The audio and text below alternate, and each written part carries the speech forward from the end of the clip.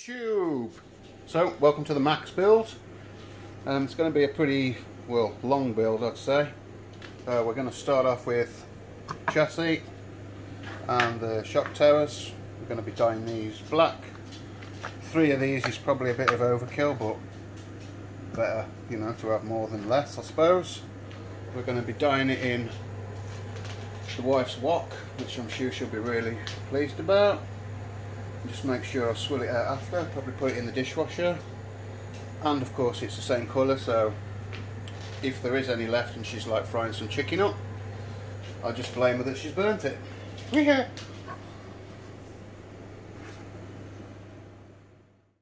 Okay, so we've opened these up. Let's start getting these in. Sorry again to the wife, but needs must, you know. No, I'm sure it'll be alright in the dishwasher, you know, but yeah. We've all done it, right? Yeah, we've all done it. So I'm glad I actually got 3 now, considering these are pretty small. Yeah, they're not too big, are they, really? Right, let's turn this down now. It's probably bubbling a bit much. Right. Now, I've seen a lot of people on YouTube dye their stuff for like 45 minutes to an hour. Now, I personally go absolute overkill. 3-4 hours. I like it to penetrate deep into the plastic, as you can see by this. This was an old wok. No, not wok. An old chopstick, yep. And, well, it's sort of black. So, give that a good stir.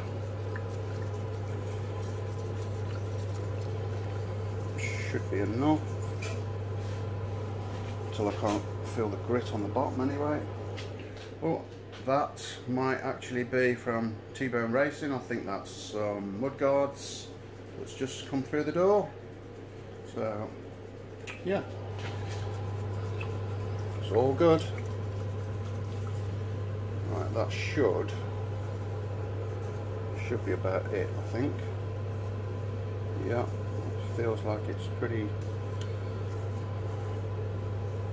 smooth. I think it's all dissolved in.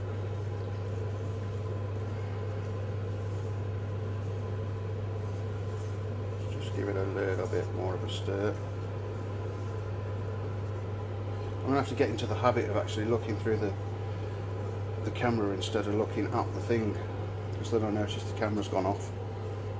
So, but early days, bear with me. I'm actually doing this for quite a few mates. I was just going to get on with the build, but it says, no, come on, stick it on YouTube. So yeah, why not, eh? Why not? Okay, let's get the chassis. Should be using tongs for this probably, but yeah, it'll be alright, won't it? Woohoo! Huh. Well, that's gone, isn't it?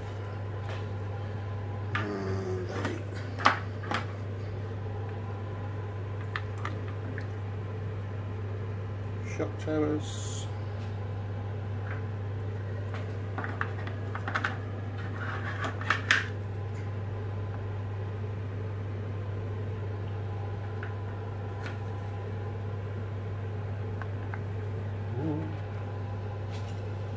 Okay, let's just get these submerged. Don't want these sticking out. Well, change colour already. Now, this is annoying me. It's just sticking up. Maybe this is not big enough.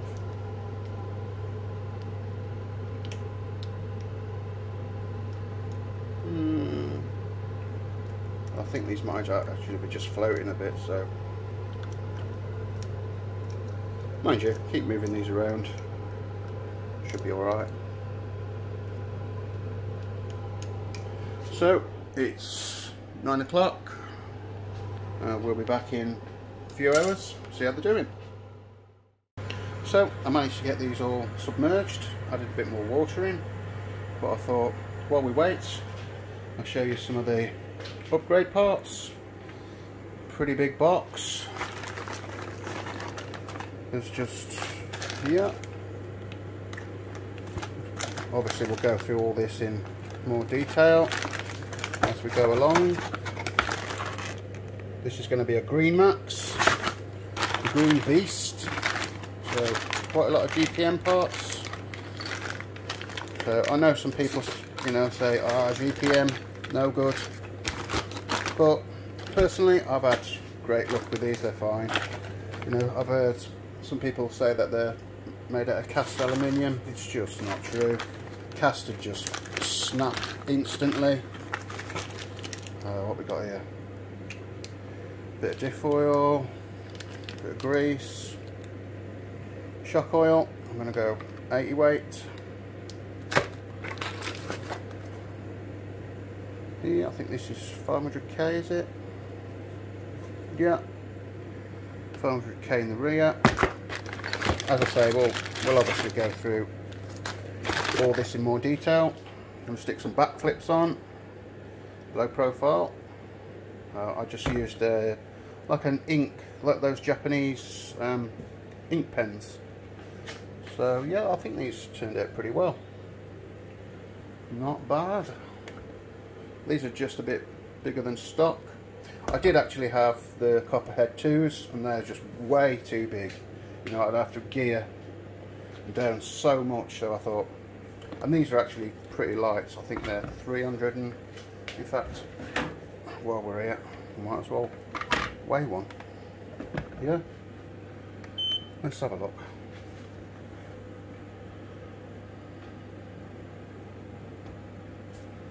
So 308, 37, not too bad. What's stock? 252 something. We'll say 50 grams more per wheel, something like that, but it's not going to really matter. So let's go and get this. Let's have a look what this is.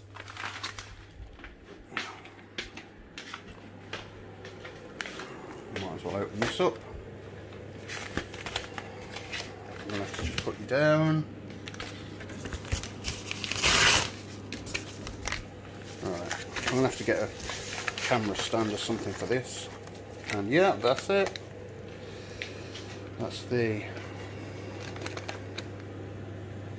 T-bone.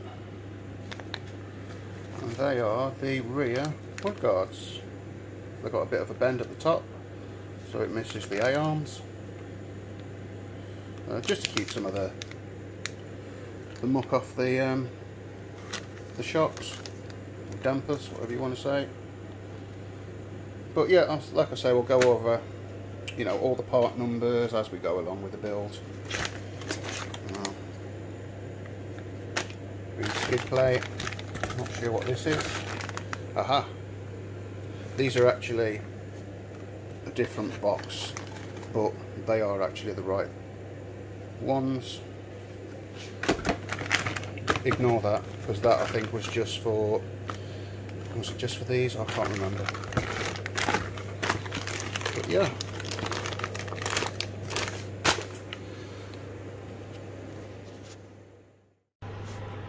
So with the magic of YouTube, it's been 2 hours and 10 minutes.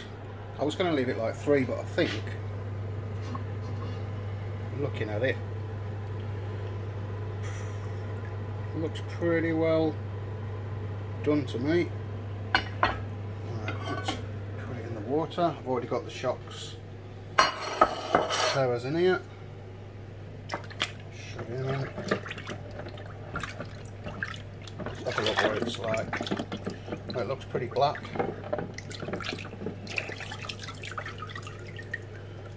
Yeah, that's looking black, alright. Yeah, that looks way better. Much better, that is. Let's have a look at the towers. Yeah. Should have wore gloves, look. Oh well. Right, so I think that's about it for this part. I'll get these dried off. And I'm waiting for the Vitavon bulkheads to arrive, and then we can get the bulkheads sorted and get the diffs and gears sorted out. So wicked. And I'll check you guys on part 2.